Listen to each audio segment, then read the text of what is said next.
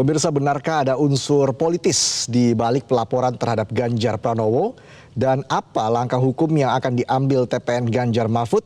Kita akan membahasnya bersama politisi PDIP sekaligus juru bicara TPN Ganjar Mahfud Ciko Hakim, Direktur Eksekutif Parameter Politik Adi Praitno, serta nanti akan bergabung Ketua IPW sekaligus pelapor Sugeng Teguh Santoso. Selamat sore Mas Adi, Mas Ciko. Mas Adi, Mas Ciko bisa mendengar suara saya? Selamat sore. Oke, baik. Saya langsung ke Mas Ciko. Mas Ciko, jadi seperti apa tanggapan TPN dengan adanya laporan dugaan gratifikasi ini dari IPW kepada Ganjar Pranowo? Kenapa TPN menilai ini unsur politisnya begitu kental, Mas Ciko? Ya tentunya kita menganggap itu sebuah unsur banyak muatan politisnya ya. Satu hal, ya, momen dari pelaporan ini kan sekarang masih dalam tahapan pemilu yang masih belum selesai. Pemilu ini kan belum selesai sebenarnya. Kita masih dalam tahap penghitungan suara. Nah satu lagi tentunya kita mengingat Pak Ganjar ini kan menyampaikan suatu wacana yang cukup menggemparkan ya, dan juga disambut baik oleh masyarakat, disambut baik oleh banyak partai politik, yaitu tentang pengguliran hak angket. Yang kedua, kalau kita melihat dari IPW-nya sendiri, IPW ini kan ketuanya namanya Pak Sugeng itu ya, kalau nggak salah ya, sendiri nggak terlalu senang. Tapi yang saya tahu adalah beliau adalah kader dari Partai Solidaritas Indonesia yang sekarang ini sedang banyak disorot terkait dengan penggelembungan suara, dugaan-dugaan penggelembungan suara, kecurangan-kecurangan yang melibatkan juga diduga melibatkan penyelenggara pemilu dan juga kekuasaan tentunya, apalagi karena PSI ini kan dicurigai dekat sekali dengan kekuasaan itu dan sangat berdasar ketika ketua umumnya adalah putra dari presiden. Nah, ini saya melihatnya tentunya adalah bagian dari sensasi aja, karena kita kan nggak tahu apa yang dibawa oleh Sugeng ke KPK gitu, bukti-bukti seperti apa, tapi kan tentunya ini menjadi pembahasan. Iya. Kita melihatnya dari sisi itu aja. Oke, jadi menurut Anda ini sekedar sensasi ya, Mas Ciko? Iyalah, so far itu yang kami yakini, karena juga Pak Ganjar juga kan sudah menyampaikan bahwa beliau tidak pernah menerima gratifikasi dalam bentuk apapun dari siapapun, terutama dari pihak asuransi yang dilaporkan memberikan gratifikasi dan oleh pada Pak Ganjar. Dari sisi momentumnya, Mas Ciko, Anda melihat ini juga menambah unsur politis itu karena kan dilaporkan hari Selasa kemarin ya.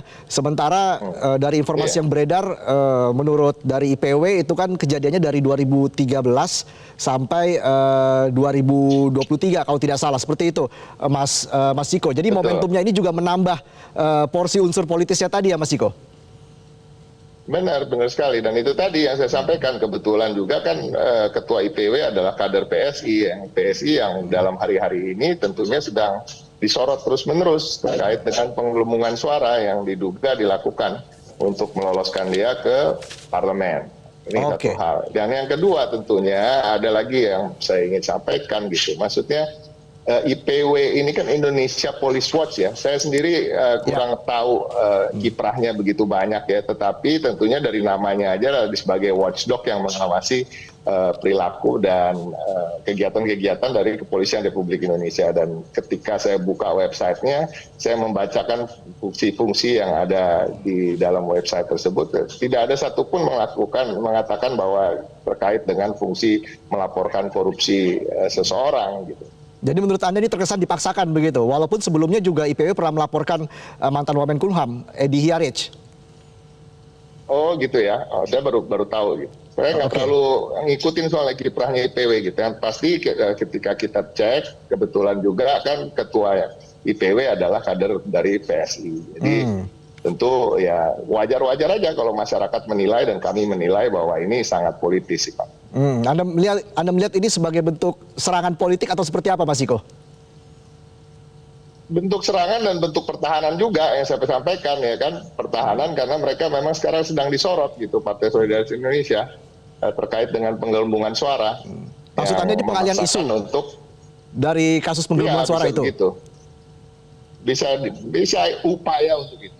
Saya rasa ini upaya ini juga nggak akan lama karena pembicaraan terkait ini juga nggak akan lama kan, kita akan tahu bahwa KPK nanti akan melihat sendiri, dan kami yakin bahwa bukti-bukti yang dibawa itu juga nggak kuat. Oke, baik, saya langsung ke Mas Adi. Mas Adi, Anda melihat ini sekedar sensasi saja atau memang nuansa politiknya sangat kental dari laporan IPW ini, Mas Adi? Ya saya kira memang begitu banyak publik yang bertanya-tanya soal pelaporan ini Mas ya. Ini bukan hanya terkait dengan Ganjar yang calon presiden ya. Kasus korupsi di Indonesia itu banyak. Bahkan belakangan ini ada podcast salah satu media ternama yang bicara tentang soal ada oknum menteri tertentu yang misalnya terindikasi soal jual beli izin misalnya. Tapi itu nggak dilaporkan. Justru ini yang dilaporkan ada hal-hal yang memang saat ini terkait dengan politik di 2024. Jadi mestinya satu hal ya, kalau bicara tentang isu-isu dan kasus-kasus korupsi, saya kira cukup banyak di negara ini yang saya kira melibatkan banyak oknum, banyak elit-elit yang saya kira juga kalau mau jujur ya harus dilaporkan semua. Jangan hanya satu orang gitu loh Mas. Itu satu. Yang kedua, tentu ini pasti akan dikait-kaitkan dengan dugaan-dugaan unsur-unsur politis ya, dan dugaan-dugaan untuk membangun opini publik bahwa seakan-akan ini adalah sebagai upaya gitu ya untuk menghentikan manuver-manuver politik dari pihak-pihak yang misalnya selama ini mengusulkan soal hak angket ya yang terkait di DPR terkait dengan kecurangan pemilu yang saat ini sudah mulai ramai dibicarakan. Padahal hak angket itu kan baru dibicarakan, baru diomongkan dan belum menjadi usulan resmi di DPR ya, baik secara individu ataupun oleh fraksi-fraksi tertentu. Jadi hal-hal yang semacam ini sebenarnya yang menjadi perdebatan publik.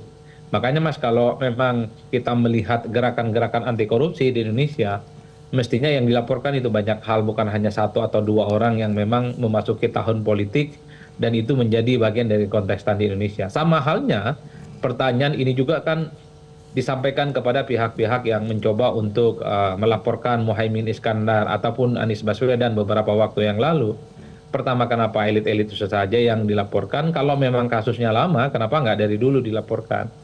Jangan misalnya dilaporkan itu hanya jelang atau di saat-saat pemilu yang justru menimbulkan kegaduhan apapun. Tapi overall bagi saya ini harus dibuka secara transparan apapun prosesnya yang terjadi. Tapi itu tadi motif-motif politik mestinya memang harus dikesampingkan dibandingkan dengan motif-motif hukum yang lainnya. Saya kira di situ motif saya. Oleh karena itu, kalau memang begitu banyak kasus-kasus korupsi di Indonesia, jangan berhenti hanya pelaporan salah satu tokoh tertentu saja, tapi juga harus melaporkan pihak-pihak yang lain yang saya kira juga potensi korupsinya juga banyak. Kalau mau dibedah satu persatu, negara ini memang begitu banyak korupsinya Mas. Tapi itu tadi, ada nggak yang berani melaporkan ini semua? Oke, ditambah dengan posisi Ketua IPW sebagai Ketua DPD PSI Kota Bogor, ini pengaruhnya seperti apa sebenarnya? Apakah memang ini bisa dibilang sebagai serangan politik begitu? Karena kan ini di luar koalisinya dari PDIP begitu, Mas Adi? Ya pasti Mas, ini dianggap sebagai konflik of interest tadinya, karena yang melaporkan adalah oknum dari salah satu pengurus partai ya. Kalau yang melaporkan ini adalah organisasi NGO ataupun non-governmental organization yang selama ini memang cukup konsisten mengawal isu-isu yang terkait dengan korupsi seperti kawan-kawan ICW misalnya. Jadi apapun yang dilakukan oleh mereka publik tidak akan curiga karena yang dilaporkan itu adalah kasus-kasus besar yang menjadi common sense publik, menjadi isu-isu publik. Oleh karena itu dukungan publik terhadap apapun yang dilakukan oleh kawan-kawan ICW ya, Indonesian Corruption Watch, itu pasti didukung Mas, termasuk dulu misalnya membela KPK dalam konteks konflik antara cicak dan buaya, karena memang gerakan mereka adalah gerakan politik, gerakan mereka adalah gerakan di mana menyelamatkan demokrasi dan korupsi kita gitu ya. Korupsi dalam arti harus diberantas ya tuntas-tuntasnya. Tapi kalau tiba-tiba misalnya ada satu organisasi politik yang cara melaporkannya juga terkesan dalam tanda kutip pilih-pilih ya, tentu orang wajar kalau bertanya-tanya. Makanya kalau kita bisa tracking satu persatu ya, organisasi seperti ICW, kredibilitas organisasi dan gerakan politiknya pasti mendapatkan begitu banyak apresiasi, diteliti oleh orang, ditulis oleh orang, disupport oleh banyak orang gitu ya, dan seterusnya dan seterusnya. Bagi saya kalau betul ada begitu banyak kasus korupsi Indonesia, mestinya harus dilanjutkan dan jangan berhenti di satu orang. Oke, baik, kita jeda dulu, nanti kita lanjutkan perbincangan usai jeda. Tetaplah bersama kami pemirsa di Prime Time News. Ya kalau kami itu kan nggak pernah melihat apakah ini ada unsur politisnya atau enggak, apakah ini warnanya merah, kuning, hijau, abu-abu, saya nggak lihat seperti itu. Ya. Dan saya yakin staf kami di bawah pun nggak peduli itu kan warna dari orang itu apa ini itu. Artinya akan ada koordinasi dengan PPATK mungkin untuk melihat data-data. Oh iya pasti. Pasti ya. Itu langkah awal ya. Ya. Itu prosedur biasa sih. Gitu Biasa. Kan, itu lalu Direktur BPPD-nya apa Ganjarnya dulu yang dikonfirmasi? Wah kalau seperti itu kan.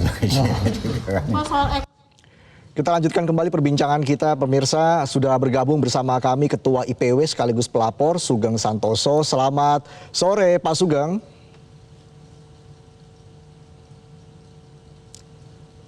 Pak Sugeng, selamat sore. Bisa mendengar suara saya? Pak Sugeng, selamat sore. Baik.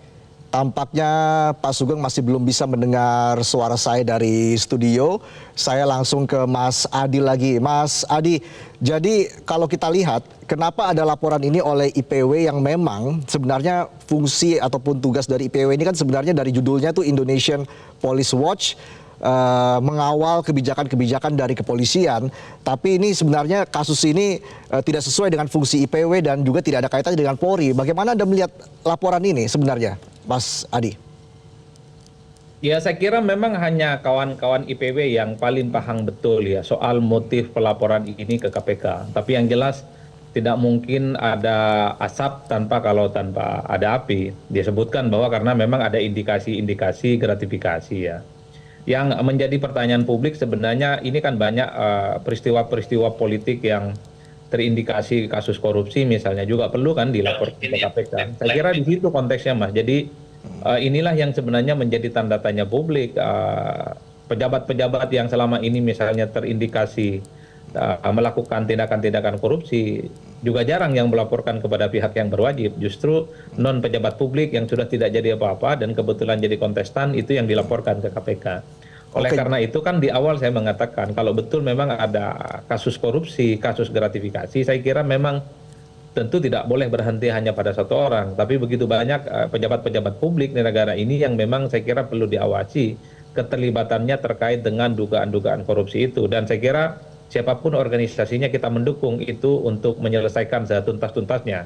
Karena apapun kasus korupsi, gratifikasi, apapun ya memang harus diselesaikan. Tapi itu tadi, jangan hanya berhenti pada satu orang dan di momen-momen yang memang selalu berhimpitan dengan isu-isu yang terkait dengan isu-isu politik.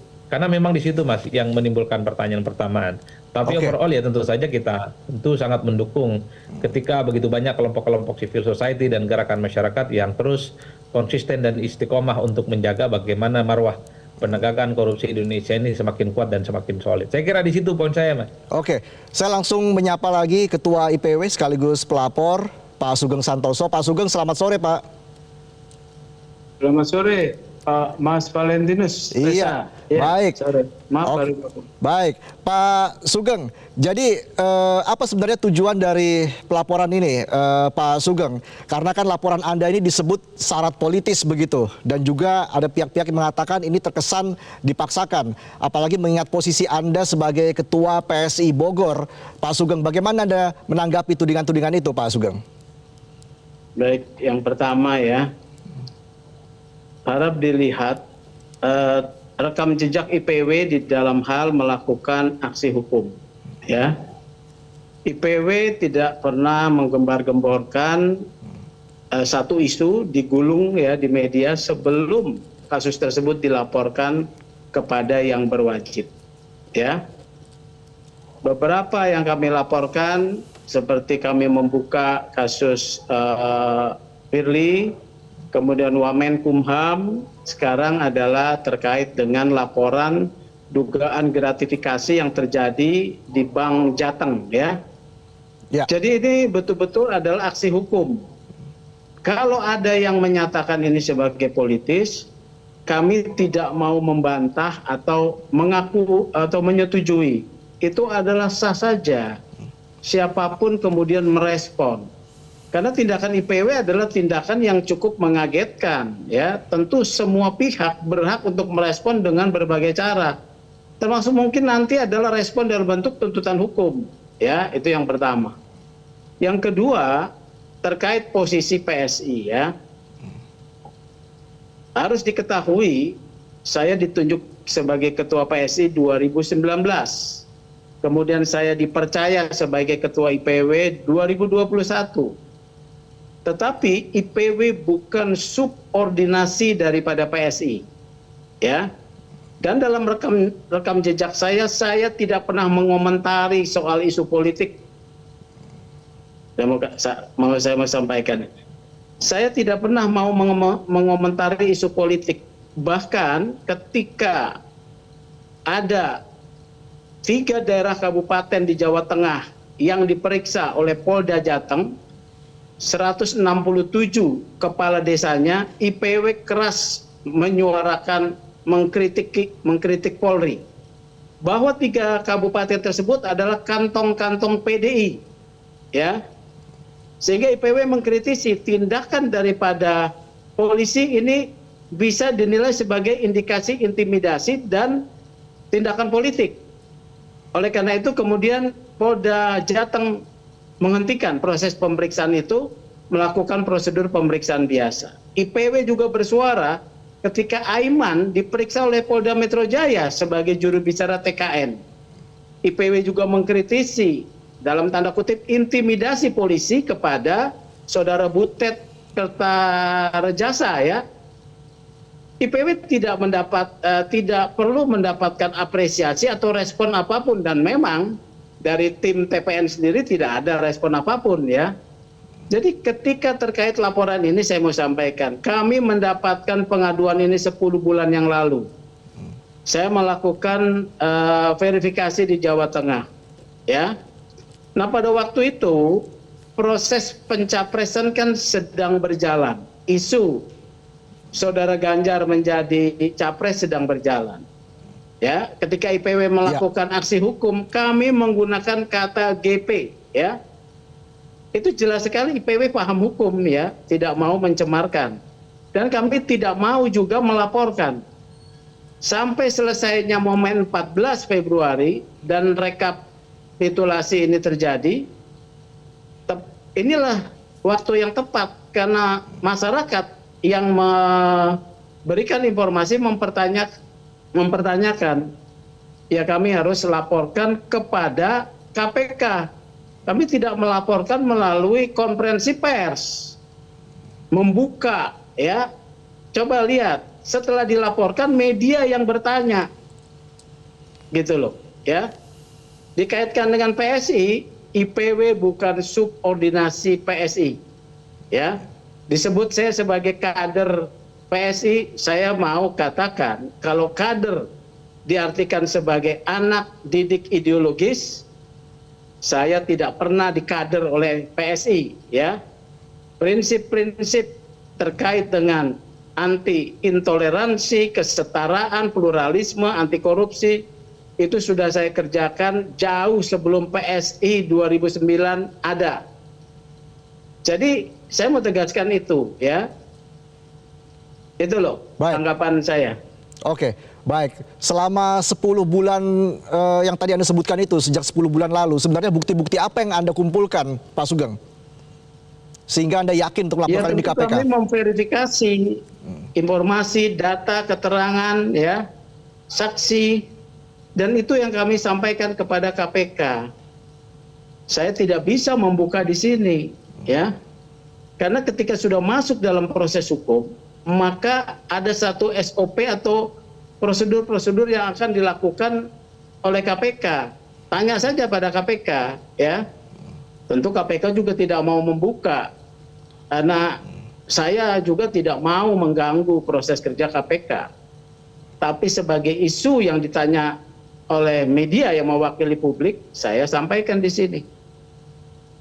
Oke, dari 10 bulan yang lalu, artinya hari Selasa kemarin, kenapa menurut Anda itu waktu yang tepat untuk melaporkan kasus dugaan gratifikasi ini ke KPK, Pak Sugeng? 14 Februari kan sudah pencoblosan, ya. Kemudian hitung rekapitulasi real account juga sudah ada. Jadi kita sudah tahu hasilnya, gitu loh. Kalau yang dilaporkan ini kemudian misalnya pemenang, wah itu bisa politis. Kalau ada juga pengaduan masyarakat terkait pihak siapapun, seperti tadi Pak Mas Adi Prayitno menyampaikan, kami siap untuk mewakili masyarakat melaporkan dugaan tindak pidana korupsi pihak-pihak, apalagi dia adalah calon pemimpin kita ya, karena kita kan menghendaki bahwa calon pemimpin kita itu bebas dari korupsi, seperti itu. Oke, baik, nanti saya juga akan bertanya kepada Mas Ciko, tapi kita harus jeda dulu, kami akan kembali saat lagi.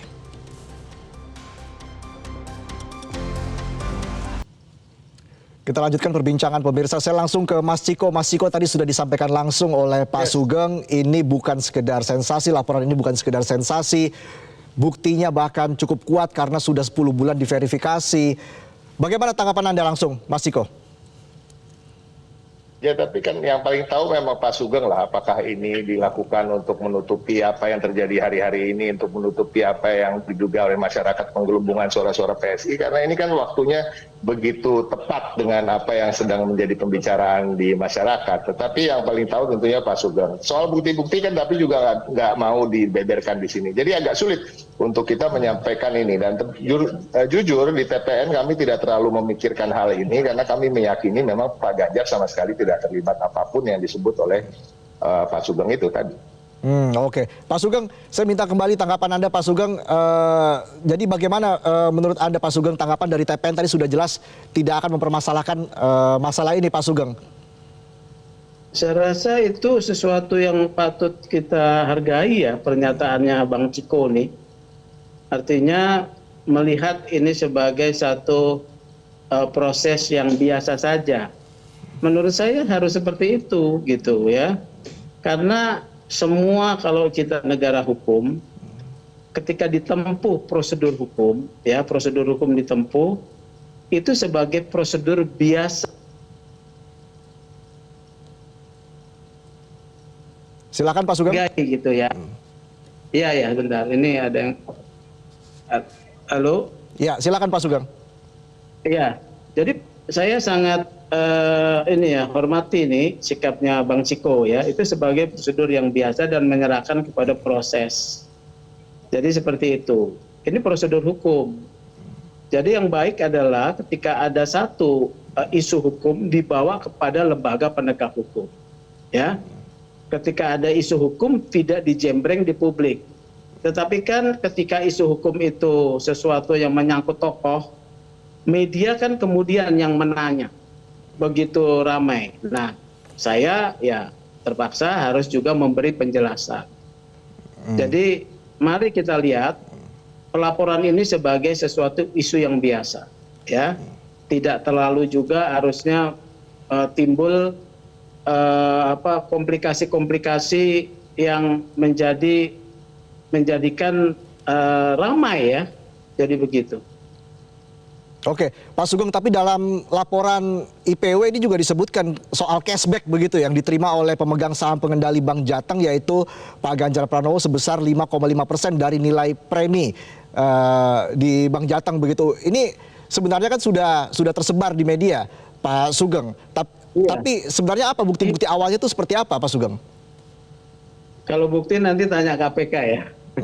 Tapi kalau postur masalahnya sudah dijelaskan ya. Oke. Cashback daripada beberapa perusahaan asuransi kepada Bank Jateng yang dalam hal ini dipimpin oleh saudara S ya.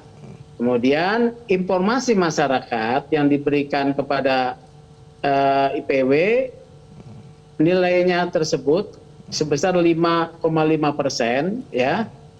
Dari 2014 sampai 2023. Seperti itu ya.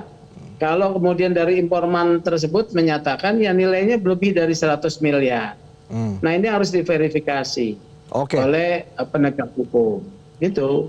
Oke, baik, saya langsung ke Mas Adi kalau begitu. Mas Adi, bulan Januari lalu kita dengar Pak Fahri Hamzah begitu ya mengatakan bahwa akan ada tersangka nih setelah pemilu. Ini sebenarnya ada apa nih Mas Adi? Ya saya nggak tahu persis ya Mas. Beberapa bulan yang lalu salah satu relawan Jokowi juga begitu. Kalau ada partai tokoh yang salah dukung salah satu calon atau kandidat di 2024 misalnya, ya kalau tidak selamat amat dia akan berurusan dengan hukum. Diperkuat dengan statementnya Pak Fahri Hamzah kan, bahkan agak sedikit detail gitu soal kemungkinan siapa yang akan jadi orang berurusan dengan kasus-kasus hukum. Jadi bagi saya apapun yang terjadi di tahun politik ini pasti akan dikaitkan dengan unsur-unsur politis, Mas.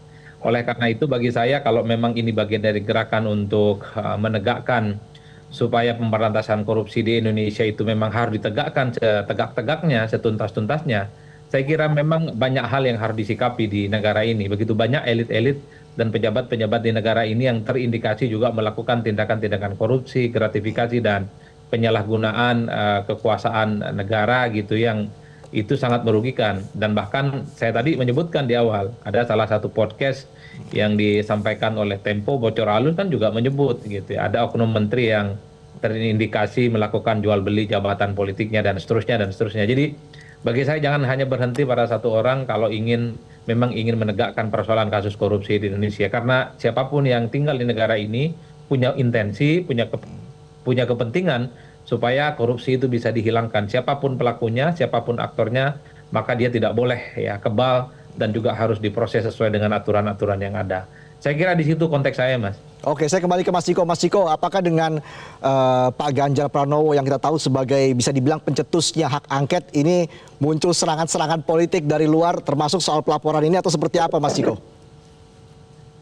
Agak sulit untuk tidak berpikir begitu ya. Ini yang harus dipahami karena memang momentum dari pelaporan ini kan memang dari yang kita lihat bahwa masih di tengah tahapan pemilu. Tadi kalau disampaikan oleh Pak Sugeng terkait dengan kalau kita melaporkan pemenangnya belum ada Pak Sugeng, Pak. Jadi intinya ini tahapan pemilu ini masih berlanjut, masih ada menghitung suara, masih ada juga kita menyoroti banyak kejanggalan-kejanggalan yang terjadi dalam penghitungan suara dengan sirekap dan lain-lain.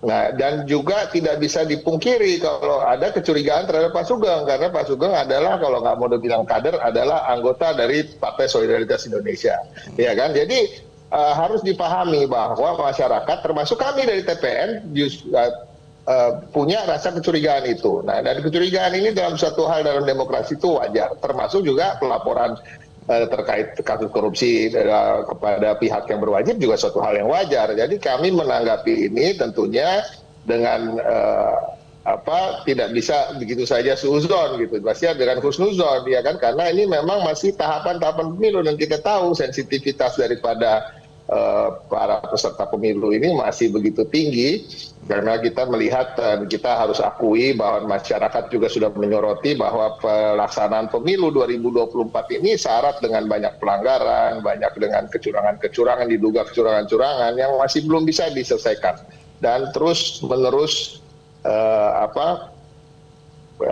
tidak, bahkan oleh penyelenggara pemilu ini tidak dibuat masyarakat menjadi tenang. Dengan hari ini kan juga sirekap lah dihilangkan tampilan grafisnya dan lain-lain, dan ini setiap hari terjadi. Dan di tengah-tengah ini Pak Sugeng melaporkan Pak Ganjar Pranowo yang kita tahu tadi saya sampaikan bahwa beliau menyampaikan pengguliran hak angket, dan sedang terjadi sekarang juga ada disoroti Partai Solidaritas Indonesia dianggap diduga ada penggelembungan suara untuk meloloskan ke parlemen. Jadi ini suatu hal yang wajar, tetapi kami berharap tentunya KPK sebagai badan yang dilaporkan, yang menerima pelaporan itu melakukan tindakan ini secara cepat. Jadi apabila memang bukti-bukti itu tidak kuat dan lain-lain dan tidak bisa diteruskan, harus segera juga menyampaikan itu ke publik. Dan apabila memang harus dilakukan pemanggilan dan lain-lain, itu juga harus cepat dilakukan supaya tidak ada spekulasi, karena tentunya TPN